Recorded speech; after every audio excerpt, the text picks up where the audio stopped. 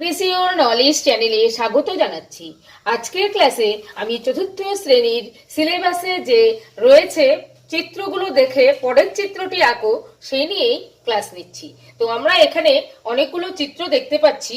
আমরা প্রথমে যে লাইনের চিত্রটা দেখতে পাচ্ছি পাশে একটি ফাঁকা ঘর রয়েছে, তার মানে এখানে যে চিত্রটা রয়েছে চিত্রের সারিটা, এই তিনটা চিত্রের পর কোন চিত্রটি হবে এই চিত্রগুলো দেখে আমরা পরের চিত্রটা আঁকবো। তাহলে আমরা শুরু করছি প্রথম থেকে। এখানে যে চিত্রটা আছে সেটা তিনটা চিত্র আছে পরপর, এখন এখানে কি হবে সেটা আমরা আঁকবো। তো এখানে দেখতে পাচ্ছি এখানে যে চিত্রটা আছে এখানে অ্যারো চিহ্নটা উপরের দিকে আছে, সেটা এখন এখানে দেখতে পাচ্ছি অ্যারো চিহ্নটা এই পাশে চলে এসেছে, এবার এখানে দেখতে পাচ্ছি অ্যারো চিহ্নটা নিচে চলে এসেছে। তাহলে আমরা পরবর্তী চিত্রটা এখানে কি পাবো? যেহেতু প্রথমটা এভাবে সোজা ছিল, এটা কিন্তু সোজা আছে, এখানে চিত্রটা এখানে নিচে সমতলে শুয়ে আছে, এখানেও কিন্তু আমরা চিত্রটা এভাবে আঁকবো, অর্থাৎ অ্যারো চিহ্নটা কিন্তু ঘুরে যাচ্ছে। আমরা বোঝার চেষ্টা করব যে চিত্রটাতে কি করা হয়েছে। অ্যারো চিহ্নটার দিক পরিবর্তন করা হয়েছে, এখানে উপরের দিকে গেছে, তারপর পাশে এখানে চলে এসছে, তারপর নিচে চলে গেছে। এবার আমরা চিত্রটাকে যেহেতু এখানে এই পাশে আছে, তার আমরা দিকটা পরিবর্তন করে এই সাইডে নিয়ে আসব। তাহলে আমাদের চিত্রটা পূর্ণ হয়ে গেল। এবার পরবর্তী চিত্রে আমরা বোঝার চেষ্টা করব চিত্রটি দ্বারা কি বোঝানো হয়েছে। আমরা দেখতে পাচ্ছি এখানে একটি সরলরেখা আছে, পরবর্তী চিত্রতে আমরা দেখতে পাচ্ছি দুটো সরলরেখা আছে, যুক্ত সরলরেখা আছে।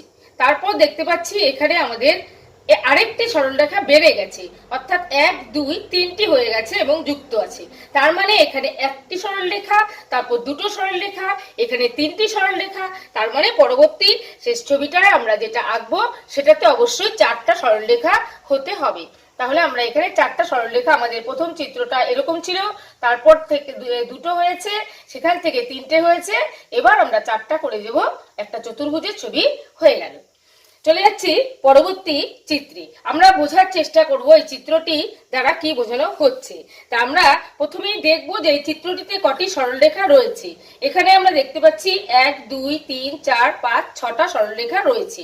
এই চিত্রতে 1 2 3 4 5টি সরলরেখা রয়েছে। এখানে 1 2 3 4টি সরলরেখা রয়েছে, অর্থাৎ সরলরেখা কিন্তু কমে কমে যাচ্ছে। এখানে আছে 6টি সরলরেখা, এটা ষড়ভুজ। এখানে আছে 5টি সরলরেখা, এটা পঞ্চভুজ। এখানে আছে 4টি সরলরেখা, এটা হচ্ছে চতুর্ভুজ। তাহলে আমরা বুঝতে পারছি পরবর্তী যে চিত্রটা আমরা পাবো সেটা হয়ে যাবে 3টি সরলরেখা দ্বারা তৈরি, আর 3টি সরলরেখা দ্বারা তৈরি চিত্রটা হয়ে যায় ত্রিভুজ। তাহলে আমরা এখানে পেয়ে গেলাম ত্রিভুজ। তাহলে ষড়ভুজ, পঞ্চভুজ, চতুর্ভুজ, তারপর পেয়ে গেলাম ত্রিভুজ। এবার আমরা পরবর্তী চিত্রে চলে যাচ্ছি। এখানে একটি বৃত্ত দেওয়া আছে, এই বৃত্তের মধ্যে কিন্তু যে দাগগুলো দেওয়া আছে সেগুলো হচ্ছে বৃত্তের ব্যাসার্ধ। তাহলে এখানে আমরা কি পরিবর্তন লক্ষ্য করতে পারছি যে বৃত্ত কিন্তু একই আছে, কিন্তু এই ব্যাসার্ধগুলো প্রত্যেকটাতে আলাদা আলাদা জায়গায় দেওয়া হয়েছে, দিকগুলো পরিবর্তন করে দেওয়া হয়েছে। এখানে ব্যাসার্ধটা এখানে এদিকটায় বোঝাচ্ছে, তারপর ব্যাসার্ধটা চলে গেছে নিচে, এখান থেকে ব্যাসার্ধটা ঘুরে চলে এসছে পরের চিত্রে নিচে, তারপরের চিত্রে আমরা দেখতে পাচ্ছি এই নিচ থেকে চলে গেছে এ পাশে।